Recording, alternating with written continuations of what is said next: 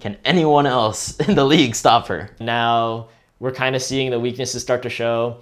We kind of gave that one to you. The passing has to be addressed. Hey, you got to set me. You got to put me in the game too. Dude, you can't be doing this. Like, welcome back to Around the Block Volleyball. The Love Classic just happened this weekend and it was wild. We're going to talk about our thoughts, takeaways, and hot takes. But first, let's start with some news. So starting off with some news, Ryan Tice was named the Florida volleyball head coach. So he's coming from Marquette. Marquette was actually a pretty good team. So, this isn't that surprising. Also, he was once her assistant. Yeah. So now as her successor, I think he's set up to do pretty well. So yeah, I'm excited to see how the Gators do. Yeah, I think it's interesting just because I did see a lot of like memes or like joking things on Instagram, TikTok, where the Florida players were like asking for their assistant coach to be the one to be promoted, but I'm sure it doesn't really mean that much, and he's probably still going to be there, so I think it'll be fine. It's just kind of funny to see all those and then have that promotion not happen. Yeah, I mean, Mary Wise was a very good coach, and she had longevity too, so yeah. I mean, we'll see what Ryan Tice can do. Again, I think it's good that he's still under that same coaching tree. Yeah. I'm sure no one will mind that much. That'll help the transition, I would say, at least a little bit. Yeah, I think the style shouldn't be too different. So it'll be familiar for them. And that's pretty much it for our news. So now let's just move on to the Love Classic. So we'll start off with the quarterfinals, where the first match was Madison versus Houston. And it was a 3-0 in the favor of Houston. Yeah, I think Madison was really just outclassed. You kind of saw it in pretty much every facet of the game. I mean, serving-wise, obviously Houston serving is really good. Yeah. And offensively, there's a huge gap as well. So yeah, it's crazy too because Houston was not running Micah Hancock, so they had the backup setter. Micah Hancock did not even play, and it was a 3-0. Yeah, and we can talk about it later, but yeah. I think we both think that Micah Hancock is probably one of the best setters right now in the league. Yeah, so, 100%. But yeah, we're just gotta shout out Kaisa Alanko, the second setter for the team. She played super well, did not really miss a beat as she was stepping in. So kind of cool to see her come in, still lead the team to a very strong offense. I mean, when you have Jordan Thompson and Rishel and Jess Merzick, it's hard to mess it up really, but she still did really well. Yeah, I mean, shouts out to her. She really did run the offense well. It really didn't look like they missed a beat when, you don't have your starting setter in there. So yeah, I think that kind of foreshadowed how good Houston was going to do for the weekend. That they were still able to handle anything that came their way, even when they don't have their players. Yeah, and I think it definitely helped that as one of the teams, I mean, when you win the quarterfinals, you had to be one of the teams to play 3 matches on back-to-back days. And I think it was good that Micah Hancock got the one rest day in. Yeah, and I think that showed as well that they were one of the teams, they ended up winning the Love Classic, and they were one of the teams that didn't even get the bye. Yeah. So I think that's something to say about it as well, that maybe Houston is for real, that, at the end of the season, maybe they are going to be able to, make a run. Yeah, no, they're looking super strong right now. I mean, they look kind of fearless in the way that they play. And, I mean, not necessarily that it showed versus Madison because they were kind of leading the way the whole time, but they do look good. Yeah, I think it just set the tone for the weekend that they're going to be able to keep start pushing off strong. Yeah, strong. That they're going to try and win this thing. So yeah. Speaking from the Madison point of view, there really wasn't much to go off of here. Yeah. I think, they really just got outclassed. I think it was tough. Yeah. So there's really struggling. not too much to say. Yeah. I mean, Carlini still looks good. Yeah. Yeah, it was tough. Yeah. It was a tough game for them. Yeah. All right, let's just move on. The other game of the quarterfinals was Austin versus Salt Lake, where Austin won 3-1. So pretty cool. The player of the match was Logan Eggleston. I kind of said it last week where I thought that she'd be a key player, that if she played super well, because she was already showing some flashes, that if she played super well, that Austin would look really, really good. And she did play super well, and they looked really, really good.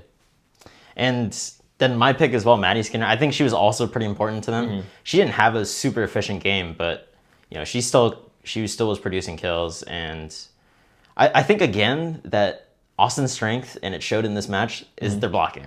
Yep. Obviously, you're led by Obogu, so the blocking is going to be really good. Yeah, but inherently it has to be good. Yeah. The baseline is good. Yeah, but it helps to have someone like Maddie Skinner to help block these outsides. Yeah. Because, again, Salt Lake's outsides they are very good. Yes. They're not going to be bad outsides, so you do need to have a good block, and they showed it. Yeah, it's going to be tough when I think Maddie Skinner's already coming in, and she's already just one of the most physical players in the league, so just going up against that is a tough block. Yeah, for sure.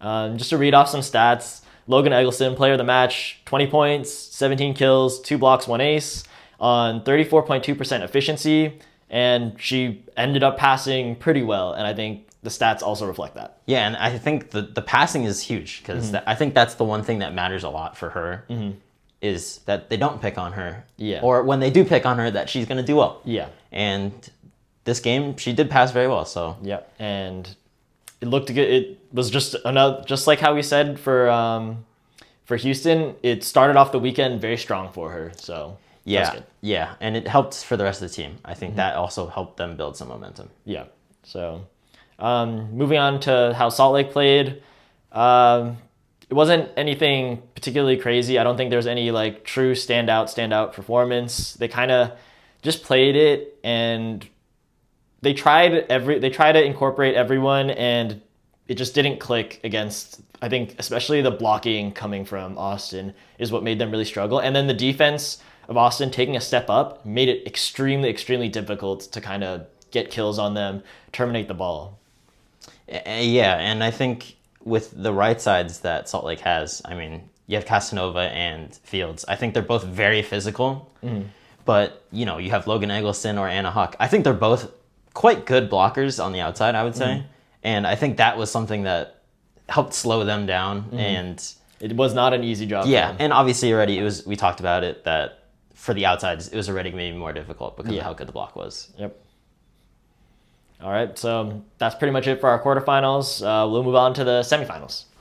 First semifinal match was Houston versus Omaha, and Houston won 3-1. Player of the match, Jordan Thompson, as is usually for Houston.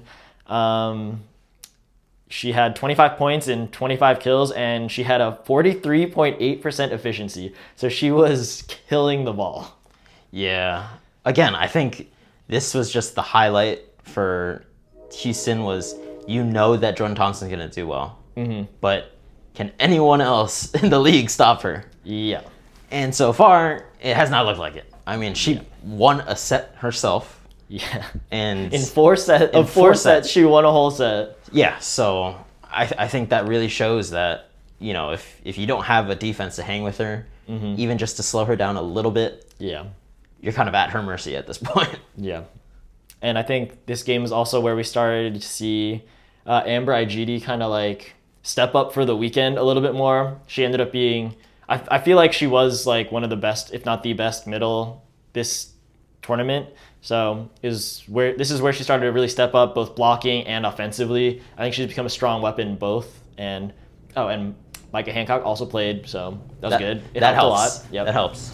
Ran the middle a little bit better, probably had more chemistry there. So I think Amber Igidi has been very under the radar, which is kind of weird to say, but there was just a lot of big names in the middle that came in for this season, and you know, she's been solid the whole time, and I think this was her kind of moment to show people, hey, I'm that good, and I can compete with any of these other middles. Yeah, it kind of felt like, oh, this is like where we're seeing her turn into, most of the time you don't see middles being like true like offensive like carries kind of, but here it was like, oh, like she's a threat from the middle and they are willing to use her.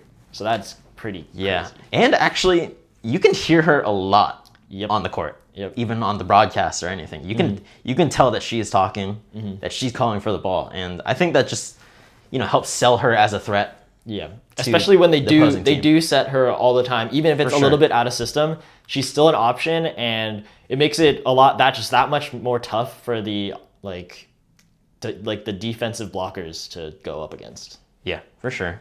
And I mean, you already have to deal with Jordan Thompson. So, you know, having a middle to help diversify the offense a little bit. Yeah. That can help, keep your offense a little bit more spread out. And I think just one last thing to shout out for Houston in this match. I think their defense is pretty solid. We probably underrated them a little bit earlier on. I think their outsides are actually looking pretty good, like defensively. And not to say too much about Omaha, like poorly, but they don't have the strongest outsides, like offensively. Offensively, yeah. So it made it super easy for them to just really pick up everything.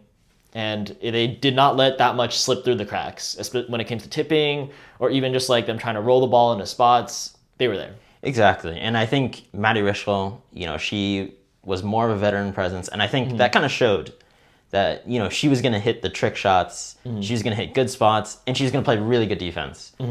But what I did not expect happening was Jess Merzick coming out looking as seasoned of a pro as a lot of these other outsides in the league. And I think that not only shows in her offense, but I think her defense. She's been able to handle a lot of the offenses and some of the better hitters in the league. Obviously, she has one of them on her team, but, I think she's had some really good digs. She had some really good digs during the tournament as well. So I think that has definitely made them a lot better of a team than I would have initially expected. I think she also brings like a lot more. I think this also goes for Rishel, but I think in terms of defensive intensity and effort that I see on the court coming from Houston's outsides, I feel like they have like the best defenders in that sense, where they like are really like hustling for the ball. They're both fast, so not a lot of things drop. Even if the passes are going a little wild, things are getting shanked, they will run it down and they will put it back up. Yeah, I think they're up there in when you talk about the best outsides defensively, because obviously Atlanta, we know how good they are defensively with Kelsey Robinson Cook and Mackenzie Adams. They're both great defensively, but I would say even with Jordan Larson and Jaylee Winters, that actually defensively them two on Houston have been really good, and this was at least the tournament to show that they are that good defensively. I'm a fan, especially of the hustle, so yeah, that's pretty cool. We can just use that to transition to talking about Omaha as a whole in this match. I think offensively, it ended up just being Drevniak, as kind of it has been for the past couple of games, and then Emily Thader showed out this game, and I was kind of impressed. Another underrated middle for me at least. So I think she performed pretty well. A lot of blocks, and she was in a Omaha that did not look to be performing at its best. Her and Drevniak were like the bright spots for sure. The two bright spots. But I think this kind of harkens back to what we said might have been a weakness at the beginning of the season was we weren't really sure how good the outside play was going to be for Omaha. Especially offensively. Yeah, offensively. Yeah. I mean, Jordan Larson, defensively she's going to lock that up. But offensively, I think was where you would assume, or not assume, but what you would have thought they would struggle in. And at least in this game, that was one of those moments for sure. Yeah, I think if they had a stronger showing from their outsides offensively, we might have had a much closer, more intense game, but we didn't, and it's kind of how the game was lost. But this was the game, right, where they actually moved Stivrins back to the middle? Yeah, and just touching on that quickly, like, it was very interesting. I kind of thought that she actually looked good in the right side. I thought that maybe they were just going to rock with that. But it was an interesting time. I guess that for her, that was like her way of like rehabbing her way back onto the court in a way, still getting the touches. Yeah. And maybe she felt more comfortable in the middle because on the right side, she was just running it as if it was a slide every single time. Much. It was a little weird. I mean, it was working, but it was a little weird. I mean, I think that is going to be something to look at going forward. Is, because you have Herrera and you have Thader. Both have been pretty good, and Thader obviously stepped up this time, but Herrera's been pretty good this whole time as well, for sure. And I feel like maybe they do look at run Stivrins back on the right side because it was good. I mean, it was running really well. Yeah. Obviously, she's only running slide, but if they can't stop it, who cares, right? I think maybe their idea is that they're keeping Drevniak on the right side because she can still attack back row. Yeah. And when you're speaking honestly, she's like the only consistent, reliable offense on this team, which is maybe if the outside situation was a little different, they'd think about it. But just the way it is right now for them, it's just, they just need her to be in rhythm and they just need to keep setting her. Yeah. We ranked Omaha pretty highly and now we're kind of seeing the weaknesses start to show. They're going through a rough patch right now and they're being exposed a little bit. I think that's going to be something that the coaching staff would have to look into is, what lineup are you going to run out where you keep your defense obviously still good, but what can keep your offense a threat?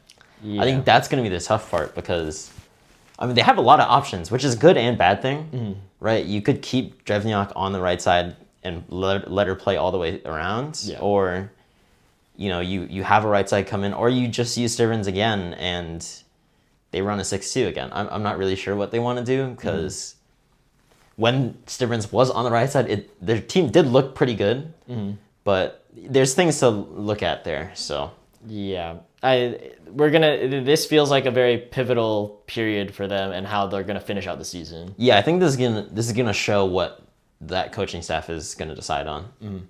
Because it's not like Gabby Blossom was the other setter that would come in. Yeah. And she's a very good setter, so. Yeah, she's just a little shorter. Yeah. But when you run a 6-2, it doesn't matter. It doesn't and she's matter. great. She's great defensively. Yeah, and she's been setting up dimes, so it'll be interesting what they do going forward. We'll see. Okay, now we'll just move on to the other semifinal, which was Atlanta versus Austin, where Atlanta won 3-1. This is kind of what we thought was going to happen, was that Atlanta was going to look really good. They were going to be probably just the best team, and that's what we thought was going to happen. So it kind of worked out exactly how we thought going in, at least at this point in the tournament.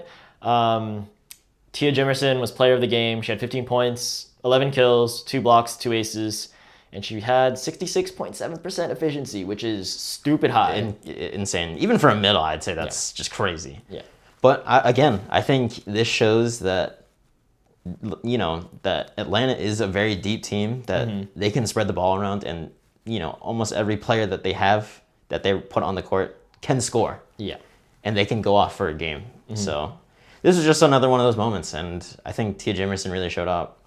Yeah, and one thing that did hurt Atlanta this weekend was that Tessa Grubbs was not playing, so wasn't great. Danielle Coutinho came in. Obviously, she played pretty well, and she did take a lot of those swings. Nothing really changed in terms of the scheme of their offense, but maybe the results a little bit were a little tougher. Maybe. It could have been a little bit more intense with Tessa Grubbs, or you could have had a little bit more rest, switching them off between each other, but we'll never know. Yeah, it was crazy because if Tessa Grubbs played, we don't know what was going to happen, but she was on a heater coming into the tournament, so I thought, that would be a huge game changer, and I think it was a game changer in that she wasn't playing, and then that might have hurt Atlanta. But again, Coutinho did play great. Yeah, so. And didn't really matter. The defense for them was kind of going crazy. Austin was not really able to get any kills. And I think it kind of affected them even going further, where I think Skinner didn't play. I don't exactly know. Obviously, we don't know the reason why Skinner didn't play the next day, but she didn't look as efficient, as great in the next match because she was getting defended against so well here. Yeah. And I think that, again, just showed off what their strengths are, and it really was the defense, and how it can kind of get just frustrating for the other team when they feel like they can't score. Yeah. So I think, again, that's just one of the strengths that Atlanta has. Yep. Defensive slugfest from them. So it's kind of crazy. Logan Eggleston, again, actually had a pretty good game, so that was pretty cool. Still up. It was great to see her getting kills against this stellar defense. So it's kind of looking bright for her in that sense. Yeah, I think she's been looking pretty good. So I think the only question now is just defensively, how can she hold up? But offensively, she's been great. And this was another game where she still played really well. Yeah. And then I guess Austin lost, but just talking about them more, my favorite team. They actually got good use out of their middles offensively this game, which was pretty good to see. I think earlier in the season, we were a little bit worried about that, where didn't feel like the middles were getting much burn, weren't connecting with either of the setters, and then kind of worked out this time a little bit. Obviously not great because they still lost, but a little better. Yeah, I agree. Yep. So we can move on to the final day now, talk about everything as a whole. Starting off with the 5th, 6th place match, we had Salt Lake versus Madison. Salt Lake won 3-1. Player of the game, Jordan Poulter. She set a crazy good game. What else? Madison looked like they had everything clicking for one set. Very first set, I was like, wow, everything's going super well for them. Maybe they're going to put it together at this point. And then Salt Lake came back and went, we kind of gave that one to you. Yeah, it kind of looked like they just realized, all right, let's wake up here. Yeah. And let's take care of business. They didn't want 6th place. Yeah. And which is crazy because they didn't even have Haley Washington playing. Yep. And she wasn't playing. Serena Gray stepped in. She played great. She filled in the spot. And they kind of just took it from there.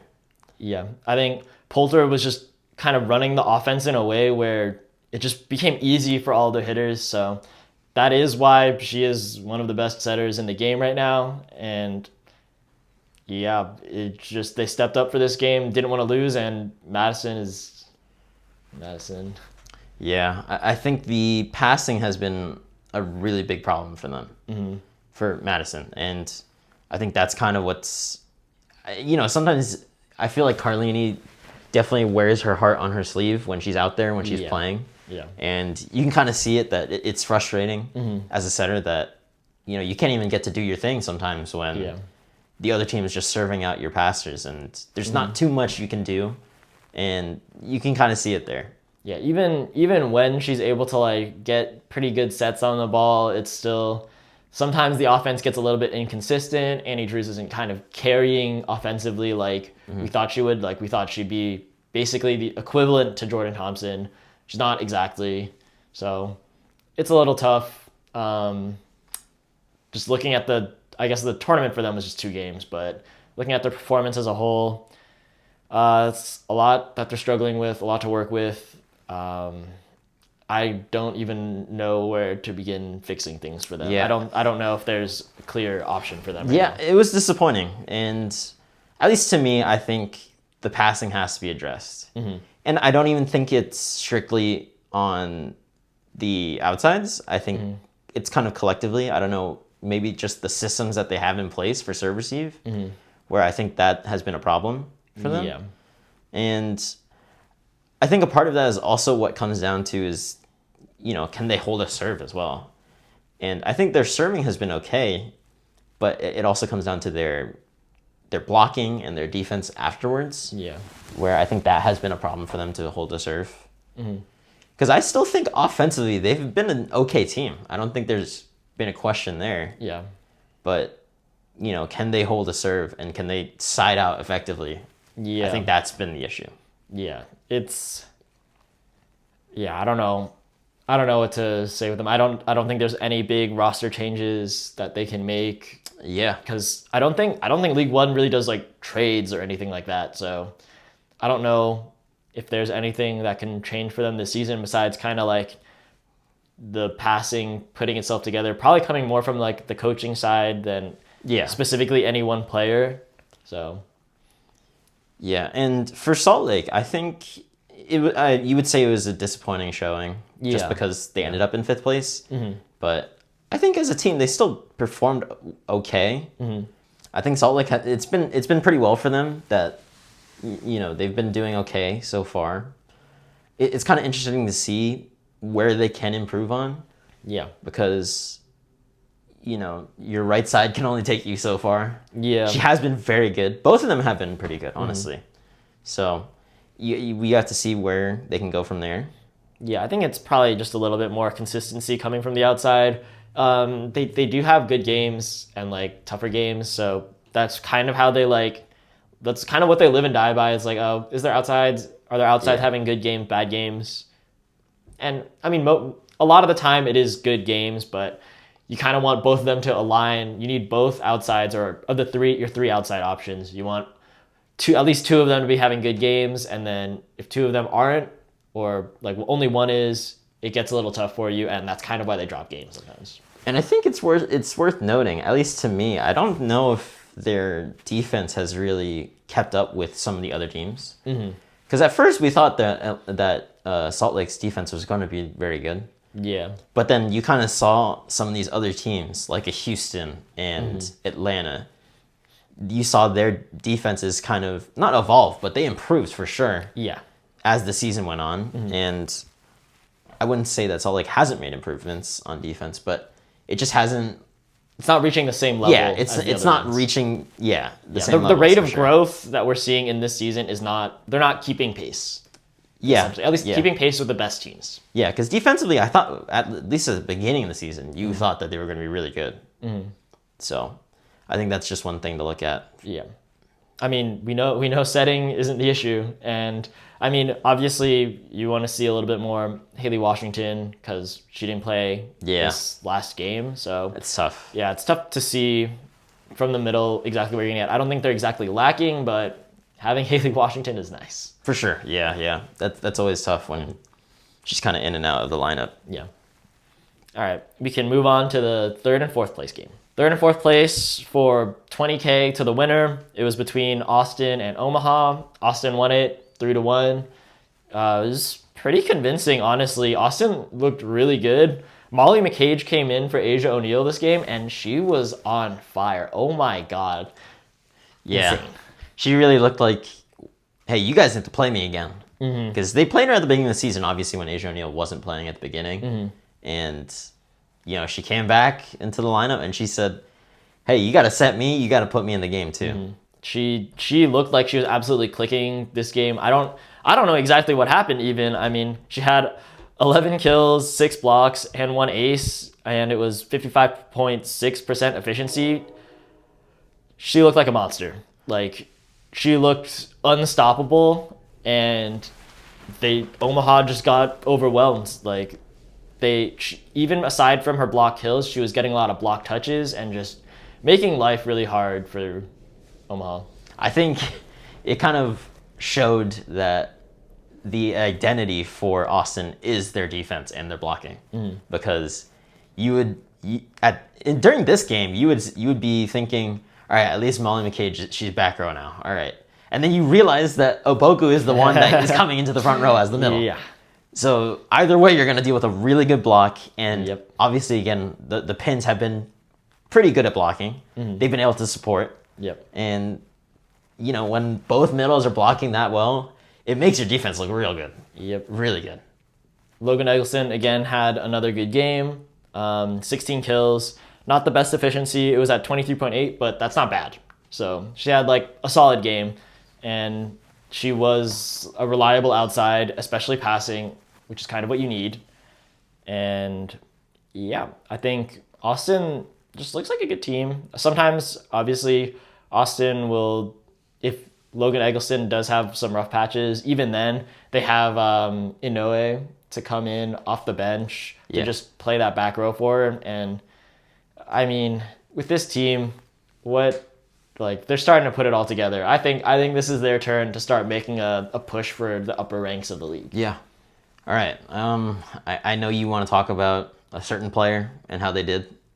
Yes. I'll give you your time. Julianne Fawcett. I don't know exactly why. I'm probably more on the hating end, and you're probably just more on the disappointed end on why Skinner didn't play. But Julianne Fawcett had a tough game. It was not good. It was not watchable.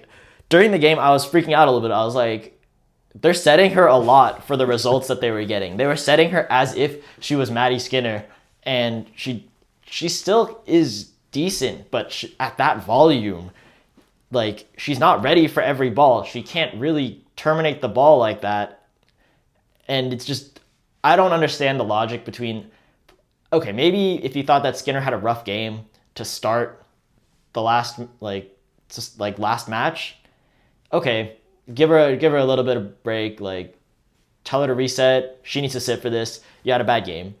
But oh my god, after seeing what Fawcett was doing, and her and Carly Lloyd are like best buds, and Carly Lloyd sets her so much, I'm like, dude, you can't be doing this. Like, you're trying to win the game. I mean, they won. They won.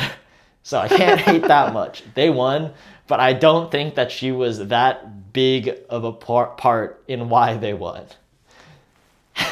Yeah, I mean, Carly Lloyd was the one responsible to getting her the ball, so you kind of have to give her some of that responsibility too. Because they're best friends. Oh my god. And I'll give Fawcett this, is that she is not in her prime because she just came back from not playing for so long. Yeah, for sure. To me, that's why she hasn't been as good, especially if you give her the amount of volume in sets, like you would a different option, maybe if it was like a Jordan Thompson. So, and not saying that you're hating on that part, but I think that is something that you kind of have to think about. And Carly Lloyd, you can't be setting her that much, even if you guys are winning that much. You know.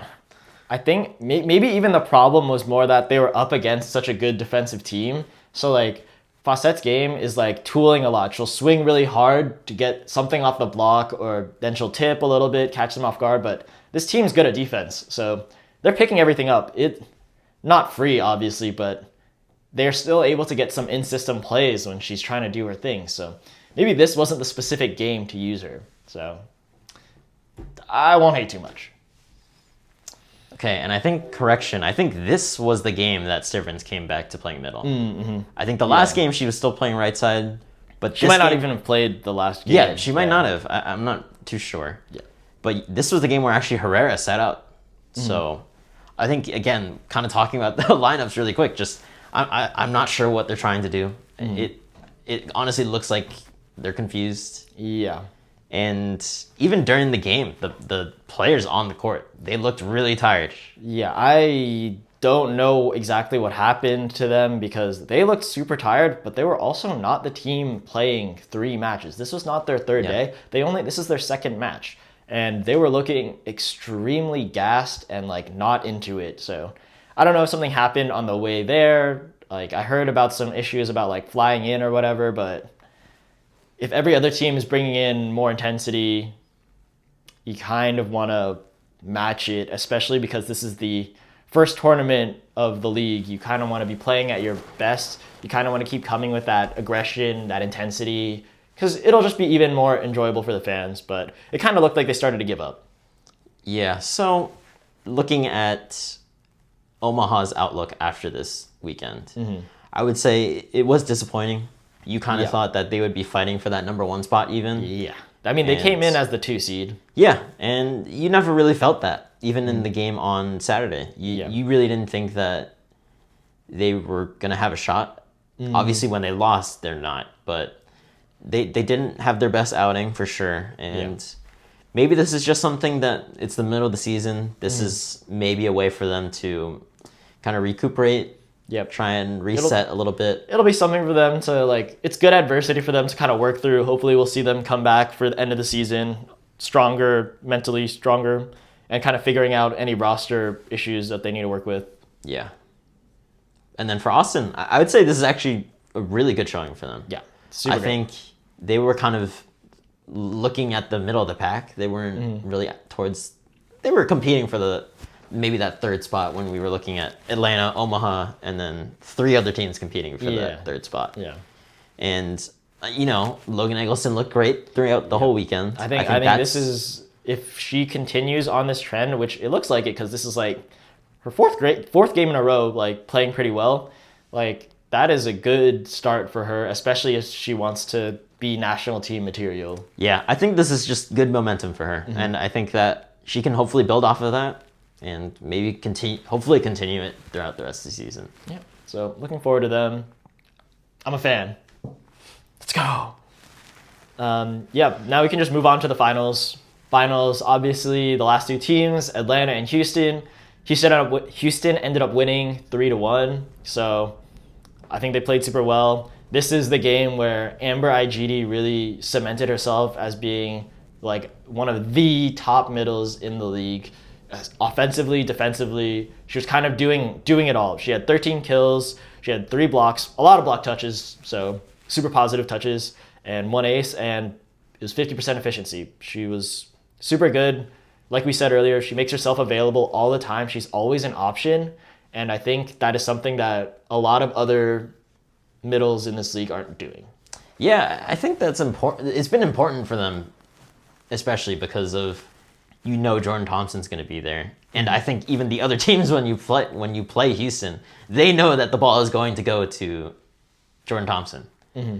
But now it's, can you have other people help spread out the offense, make it that much more difficult to defend a Jordan Thompson, where maybe she can get a one-on-one. Mm-hmm. If Amber Igidi is playing like this, she might be able to still keep that middle blocker in the middle of the net, and you might be able to get a one-on-one. Mm-hmm. And obviously this is like more of a defensive-oriented game, it being Atlanta, so her blocking, at least getting a lot of positive block touches, really helped out because you just needed to match their defense with your own defense, and I think she did a really great job of that. Yeah, this was a really tough match. I think it was just really gritty. A lot of hard times trying to get a kill, and both defenses were just picking everything up. Yeah. The efficiency just across the board did not look great, but that was not a knock on any of the hitters. That was just really, really great defense being played. Yeah. So Houston took away 100K. They ended up winning the League One Volleyball Classic. Yes, congratulations to them. For the first time, so making some history there. Yep, super cool. Jordan Thompson, Merzik, Rishel, all look pretty cool. All had their standard good games. Obviously, like we said, defense was really there, so efficiency wasn't the best for them, but they were still getting their kills. They were still making sure balls were tough, so they weren't getting the ball slammed back at them. So super good performance for them. We have to talk about this. Yes. Micah Hancock was so aggressive in this game. I was so confused. It was unreasonable how much she looked like she was trying to get kills herself. Mm-hmm. Obviously, we both have played as a setter. It's fun, and you want to do that, and you want to play aggressive. But that was crazy. I don't think I've ever seen her try and get a kill and tip as much as she did during this game. I think it was especially mentally draining for Atlanta because she started off the game swinging. Yeah. She just came in and she was like, you know what? I'm going to take a couple swings. I'm going to go with a couple tips to start off so you have it in your mind that I can do this. And it worked. I mean, they had to be wary of her the entire game, and she still mixed them in throughout the entire game, but she started off really, really going to that, which was super crazy. And I think that was honestly something that gave Houston the advantage. Mm-hmm. Because when you game plan, usually you do not game plan against an aggressive, or you don't have to think too much about the setter being aggressive. Mm-hmm. And with Micah Hancock, usually you don't. Mm-hmm. And I think this was a crazy curveball that, I don't know if it was coaching or she threw that in herself. She was just feeling it out, and she thought that she could be aggressive and catch them off guard, which she definitely did. I think that kind of just had it in their mind that, okay, now we have to worry about pretty much 5 attackers at any moment that, Micah Hancock might just dump the ball or try and take a swing. I think the swing especially, it's hard to mentally prepare for because you're trying, as a defense, you're trying to read all right, where's the ball going? And then she's a lefty, so she just turns, goes, boom, ball's coming at you, even if it's not as hard as, any of the actual hitters. It's still pretty hard, and it's hard to react when you're trying to read where the ball's going on the other side of the net. And it's Micah Hancock. I mean, she's got an best server in the league. It's crazy to see her being able to take a swing on a second ball. Yeah, and obviously the aggression is great, but she was still finding her hitters. Her connection with each of her hitters this game was immaculate. I think she probably set, but it was obviously between her and Poulter. I think her connection with all of her hitters was top tiered, one of the 2 best connections of this tournament. Yeah. And it was just crazy from her. She was doing everything in the game. For sure. I mean, there was the one play, maybe it was an overpass after one of their swings on Houston. And then on the overpass, Micah Hancock decided, screw it, I'm swinging on the overpass myself. Mm-hmm. And she took a big rip. I'm pretty sure they still dug it, but that, again, I think that just puts it in your mind as the opposing team. Oh, damn, we got to deal with one more person that's going to try and get a kill on us. Super mental game, so it's kind of crazy. Yeah. And then to make up for this a little bit, where she was putting in a lot more effort, they also did have Grace Frawling come in sometimes. So she subbed in for the right, like they did their 6-2 double switch type thing. Grace Frawling came in for Micah Hancock, and Grace Frawling actually showed out. I was super surprised because obviously you're like, the right side for this team, it's obviously Jordan Thompson. Grace Frawling came in and I was like, wait a second, why do they have like 2 top tier right sides on their team? This is kind of messed up. I remember that sometimes throughout the season they've done it where actually they didn't have a setter on the court. Yeah. When it was Jordan Thompson serving, they would sub in Grace Froling, and then you just have a really big block because she's a very physical right side as well. Mm-hmm. And she kind of showed that there's also a reason that you could have her out on the court. Yeah. You just have Jordan Thompson, so it's kind of hard to play her, but she did look really good. It kind of made it look like they didn't miss a beat on the right side. Yeah. When you look, Jordan Thompson's on the court, they're not gonna deal with her, even if she's back row. Even though Jordan Thompson's back row, you kind of have to be like, maybe she's gonna get a swing for a D ball. But yeah, Froling went in there. She was just as efficient. And she was just as aggressive. And kind of similarly, she kind of OTs some people. So it's she's like, really physical. My God. She's super physical. I mean, I don't even know how tall she is. She looks really tall. So. Oh my God. It's crazy. Crazy to see. Houston just looks super good as a whole. I don't think if they play like this, it feels like they should be just the top of the league because they don't have any like particular holes in their game right now. For sure. So. So on that note, with winning the Classic, I think for Houston, it was a great showing. I think they're the team, obviously because they won, that they should be the most proud of this moment of this weekend. And hopefully this is a way for them to build momentum that, maybe they can compete for the number 1 spot because, again, it didn't really look like there was any holes in their game. Yep. And anything that you could really exploit as a team. So really good for Houston. How about for Atlanta? What do we think? Yeah, Atlanta, it was interesting. I mean, you can always just look back and say they didn't have Tessa Grubbs, especially when Tessa Grubbs is just on a heater. And obviously, Danielle Coutinho played pretty well, but just the way that Tessa Grubbs was playing before, you could have felt like, maybe she will go like swing for swing versus Jordan Thompson. And we can match that offensive firepower. So that's a tough miss. And then I kind of said this last week, but I think that Rachel Fairbanks did struggle a little bit. There was a couple of balls where I felt like it's like, she's like really starting to lose it. But obviously, first year pro player, nothing big. She was working through it, and I think she did clean it up. It was only like flashes in the game, so the loss isn't particularly on her, but I think this is a good growing moment for her. So I'm a fan, so it's cool to see.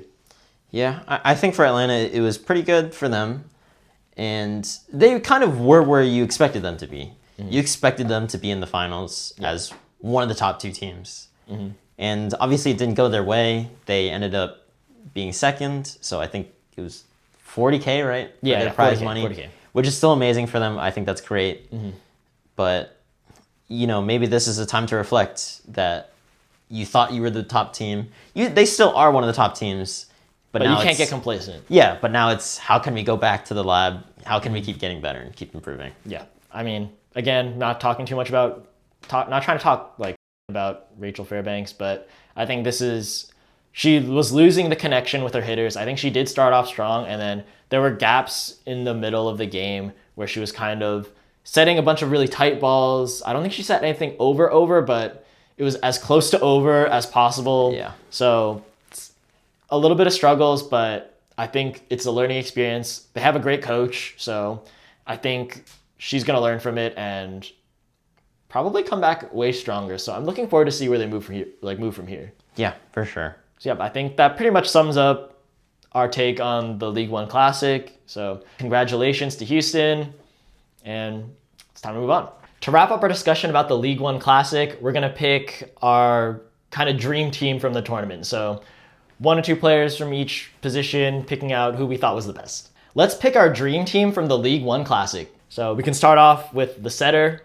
I think we're kind of in agreement that we're going to take Micah Hancock. Hands down. Yeah. I feel like she showed it, obviously, that she can run the offense perfectly, get people involved, and still get it to her star player. Yeah, I think she did everything this tournament, serve, swing, everything. Jordan Poulter also set a really good tournament, so shout outs to her, but I don't think she was better than Mikey Hancock. And I think Mikey Hancock has shown that she has a really good overall game, right? She's serving well, setting, obviously. And defensively, she's been doing pretty well, too, so. Yeah, so then we'll move on to a little bit more of a discussion. We're going to pick our outsides. I think our lock has to be Logan Eggleston. I think she played out of her mind this tournament. Passing was just as good as anyone else, and then she was swinging probably just as good as anyone at the top of the outsides. So she's best of everything. Yeah, I think the only knock would have been her passing, but she passed decently for the whole tournament, so I think you have to give it to her. Yeah, played super well. Can't argue that. Next, it's going to be a little bit more of a discussion. I think Kelsey Cook is a name that comes to mind. Jess Merzick, Rishel. I think all three of them played super well, played super good defense. So kind of similar to Logan Eggleston in that way where it's a balanced player. But I would lean a little bit still in the end towards Kelsey Cook. I feel like she was super reliable for her team. Leadership, I guess, is something we have to take into account also when picking a team. And I think just as a player that takes on a role for the team, I think she had like the biggest role out of any of the outsides. Yeah, I think you have to give a little bit of respect just to the outsides for Houston, just because of how well they played and the fact that they won. But I think you still have to give it to Kelsey Cook. I think she's obviously still just been one of the best serve receiving and defensive outsides in the league.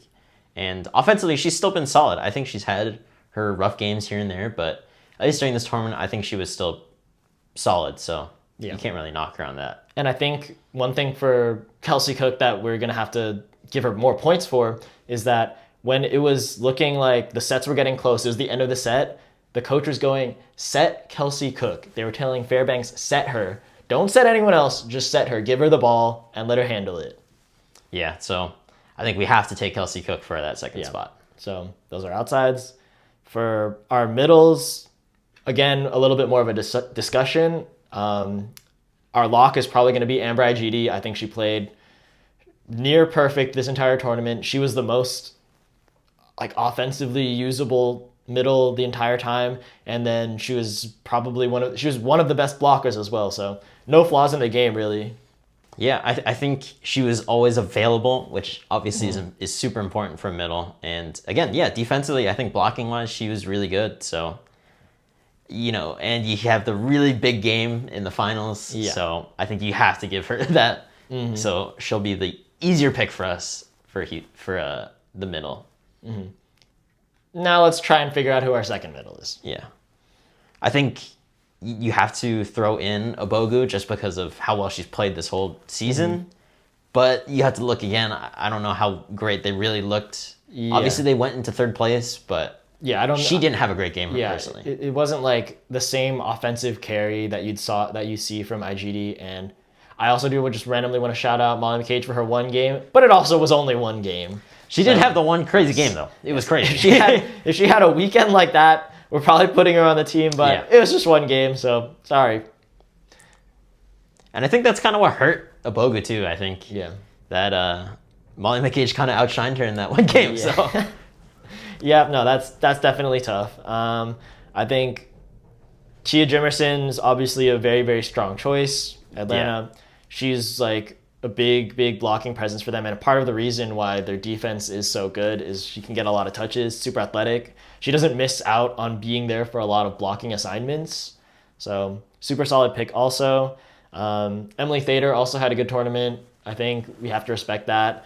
Obviously, Omaha didn't have the positive results, but Emily Thader kind of was there. She was one of the bright spots for them, especially offensively where they were lacking. So she's important, but I'd still give it to Tia Jimerson. Yeah, I think Tia Jimerson, we've seen her be a really good blocking middle. And you would also see her be pretty good offensively, but I think this weekend was really good for her offensively. She was kind of in that role of being available as much as you probably can. Yeah. And it helps when you have a really good passing team like Atlanta, Yes. where she can definitely get the ball. So I would also go Tia Jimerson. Okay. Sounds good. So those are our two middles. Moving on to our right sides, again, another more obvious pick, but we're going to pick Jordan Thompson. Obviously, the best right side, probably had the most kills the entire tournament, and the most usage, so nothing to argue there. Yeah, I mean, we could give shout-outs to Danielle Coutinho. I think, Yep, stepping into that role. yeah, without Tessa Groves playing in this, I think you would think that Atlanta wouldn't have done as well, but Coutinho showed up, and she did play really well. Again, you'd also look at a player like Druvniak. You've known that she was the offense focal point for Omaha, but I think hands down you have to give it to Jordan Thompson. Yeah, I don't think there's any discussion here. Elite. Yeah, nothing more we need to say. She's too good. Yeah, Yeah, best Case closed. right side in the league. hands down, Jordan Thompson right side. Yeah. And then we can move on to the liberos now. I think this is a little bit of a discussion again. At least for me, I didn't feel like any of the liberos stood out too much. I think everyone played super well, but when looking at libero performances, I think we're gonna have to take it down to the two top seeds, Pinoy and then Pogany. I think for these two defensive like monsters in Houston and Atlanta, I mean, part of it is the liberos. Yeah, and I think, Pogany kind of gets overshadowed by the bigger names that are in the league, like Justin Wong-Orantes. I feel like, and Kojima. I feel like Kojima kind of got a lot of attention early on in the season because she was making such great plays. But Pogany has been solid the whole time. I feel like she hasn't been kind of a hole in that team. So you kind of have to give her the respect. But I would still pick Pinoy. I think me personally, I felt like she's been the best libero this whole season. Just because of her serve receive. I think her serve receive has been solid pretty much every single time. You don't even want to serve her because of that. And defensively, she's been holding it down. I think she's a huge reason why Atlanta is probably the best defensive team. Yeah, and I think she takes very, very good leadership of the court. So I think that's another important highlight. She's probably the best defensive, maybe besides Justine, but that might also be a comfort thing. But I think Pinoy takes extremely good command of the back row, and I think that's something that needs to be respected with liberos. For sure. So we'll have to take Pinoy. Yep. And that's our dream team for the League One Classic. Welcome to the Rally Round, where we play all of our games. Today we're going to start off with a draft of the PVF All Stars. Let's draft a team from the PVF All Stars. First, I'm going to take Leah Edmond. Okay. Obvious pick. Previous MVP of last year, and she's still killing it right now, so got to take her. Okay. Then moving on to my picks, I'm going to take my libero. I'm going to take Morgan Hentz. And then I'll move on and take Sydney Hilly for my setter. All right, next I'm going to take Alicia Childress. Shout out Penn State. And next I'm going to take a middle. I'm going to take Corey Lewis. Oh my gosh. You're about to get cooked. I mean, About to get cooked. I got Morgan Hentz. I got Lee Edmond, bro. The MVP. Yeah, that MVP. That does make it a kind of an auto L. That's what I was saying. But She's like the automatic first person to pick. For my next picks, I'm taking my middles. I'm going to pick Caitlin Horde and Kaz Brown. All right, for my right side, I'm going to take Brittany Abercrombie. Next, I'm going to take Lekator Member Monet. So even though Lekator is not playing due to injury, I'm still going to take her because of knowing how good she's been. That's tough. And we're going to pretend that she's still healthy. Yeah, we are. Okay. Well, we have no more overlapping positions, I think. So I can just pick whoever I want. Next, from my right side, I'm going to take Merritt Beeson. I think she transitioned her game into the pro scene pretty well. So I think she's a good pick for my right side. For my other outside, I'm going to take Brooke Nunaviller. I think she's also pretty good. So it'll be a fun team. Yeah, I was leaning between Brooke Nunaviller and Lekator Member Monet. So, all right, for my lib, I'm going to take Kylie Murr. She was, I don't know if you say replacement, but they did add her in last second when they saw that they didn't have enough liberos on one team. So I'll take Kylie Murr. And then my last middle, she's kind of played both middle and opposite, so I'm going to still take her. I'm going to consider her middle. I'm going to take Azani Taylor. For my final pick, my final outside, I'm going to pick Hannah Maddox. All right, to recap our teams, my setter is going to be Alicia Childress. My outsides are going to be Leah Edmond and Lekator Member-Monet.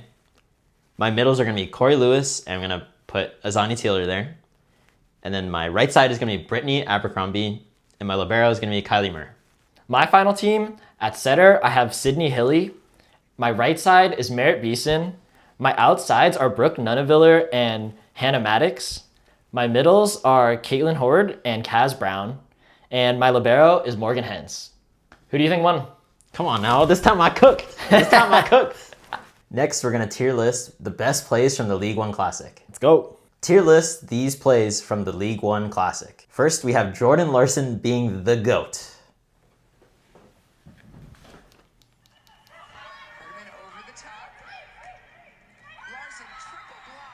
Ooh.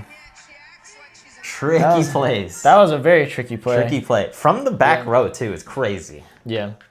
What are you thinking? I feel like we have some more like banger plays, more rally, longer rally type things. So maybe put this one a little bit lower. It's not. I think for now it's good to be conservative. Yeah. It's a good play, but it's not that flashy. Yeah. We can set like the tone at a B or a C or something. Yeah. I think maybe you can put it at a B just because of the skill. Let's set the stage. Let's keep this one at a B. Okay.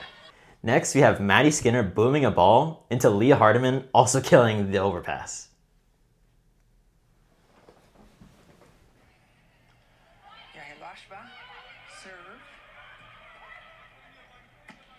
Ooh. Ooh.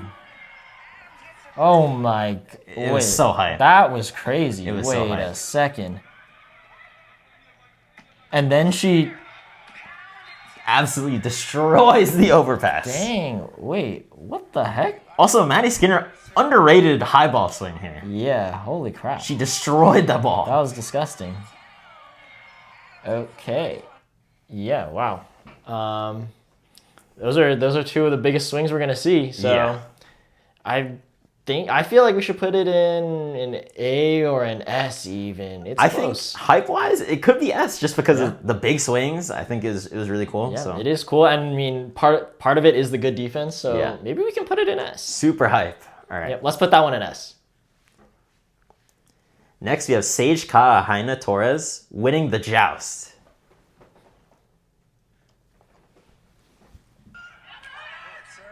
Ooh! Oh my god. Big ups. Weight room from the setters. Never joust a setter. They always win those. Yes. That was pretty hype. I'm biased. I'm a setter. That's an S tier. S tier. I like doing it too, but I think we have to be realistic here. I think maybe just an A. I think it's a really good play. It's super hype. Winning the joust against the middle is crazy, so yeah. Maybe A. Yeah, we can get something for every tier right now. We can put it A. All right. Keep it spread out a little bit, you know? Mm-hmm. All right, next we have Jess Merzick destroying an overpass.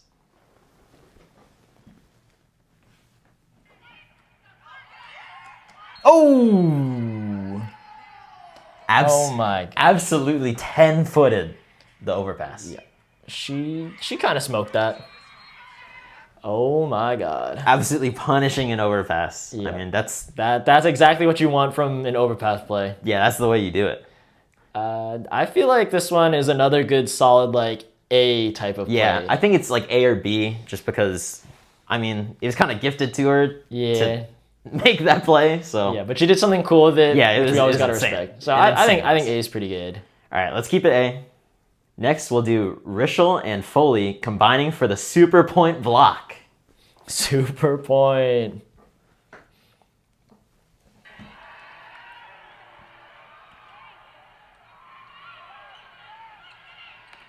Ooh. Ooh. That was pretty cool. I mean, it was an insane block. Personally, I'm not a fan of the super point in general. Yeah, I know you aren't. Yeah, so I think that demotes it. Okay. Even though they get 2 points off of it. Yeah, I think in terms of how cool it was, that's a negative. I guess. I mean, it was a pretty normal block. I mean, they stuffed it for sure, but it's a generally normal block. I'm feeling like we need to put something at C at this point. C? It's a B or a C to me. I can't put it any higher. Yeah. I hate that a super point is even part of the call. I mean, all right, if you want to give it a super point tax, I guess you can put tax. C. I would put it a B, but if you really want We're going C. All right. We'll put it at C. Now we have Gia Day bouncing the ball straight down on Austin. Damn. Perfect pass. Oh. Wow. Let's see that again. Holy crap.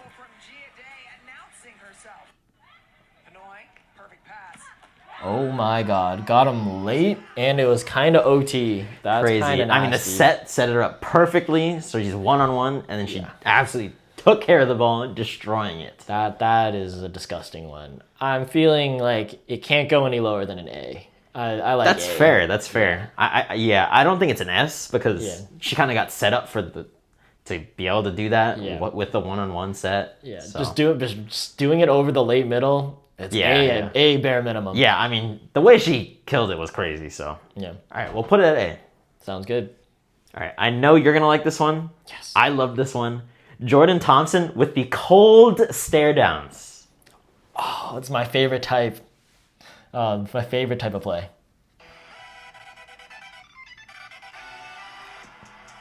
Oh my god. Oh my god, and she points down. Not just once. Oh. She did it twice. Okay. This is what we need more of in volleyball. I feel like a lot of refs give out yellow cards for this type of thing, but I think we need more of it. That's an S tier for me. I love it too. I think tier. I personally have to put it S tier as well. It is so hype. I think this is exactly what you want in this type of league. That's how you create stars, and I think that's how you help promote the league. S tier. All right, next we have Rafaela Foley with the one-on-one stuff.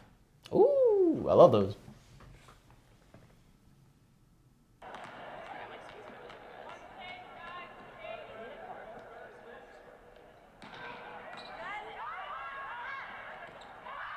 Ooh, read them like a book. It's solid. I mean, straight back into the body too. Mm-hmm. I mean, I love blocks like that, especially when it hits the person. Yeah, it's so funny.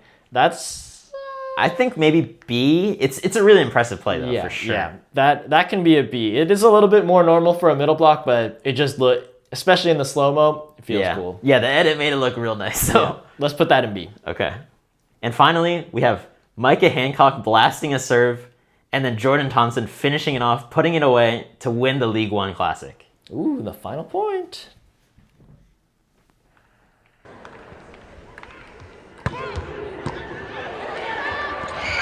Ooh, the Nemo. And the Selly too. The Selly afterwards too. The celebration kind of adds to it. I feel like it would have been a little lower if it wasn't. But that serve, pretty intense. I don't think it wasn't the craziest point. Yeah. But it wasn't bad. And it is the final point of the first tournament. Yeah. I feel like this could belong in A. I think this is a solid A. Yeah, A I think point. regularly you would put it in a B because of you kind of it's super hype. I mean, it's quintessential Houston. Micah Hancock blasting a serve into an overpass, and then Jordan Thompson is the one that puts it down. But maybe it's not as good. It's more regular play. But you give it a little extra boost because that's the point that will help them win the Classic. So let's put that one in A. Next, we're gonna play 20 questions with League One players. So he has 20 questions to try and figure out who my selected player is. I'll show you who my player is here. And we'll kind of ask whatever questions, but, maybe nothing too crazy. You can't just give me a question. So I mean, I think they're supposed to be yes or no questions. Can you guess my mystery player in 20 questions? Go ahead and guess. All right. First question, is she a setter? No, she is not a setter. Okay. I want to nail down the position first. I think that can at least help me out here. Is she an offensive player? As in she attacks the ball. Is she an attacker? Yes, she's an offensive player. Okay. Okay, at least now I know it's three of the positions then. Maybe I just guess here on positions at this point. Is your player a middle? She is not a middle. Damn. Okay. Not a middle. Who do I think you would have picked? That's probably the better way to approach it. Okay. If I think that. Is your player a right side? She is not a right side. Damn. Okay, well, I know she's an outside. I don't need to ask that question. Save myself there. Let's see if this can narrow it down. Is she one of the League One 6 players? The 6 players is the ones that came straight out of college. The rookies. She is one of the League One 6. Okay. Now I need to remember who those 6 are. Okay, hold on.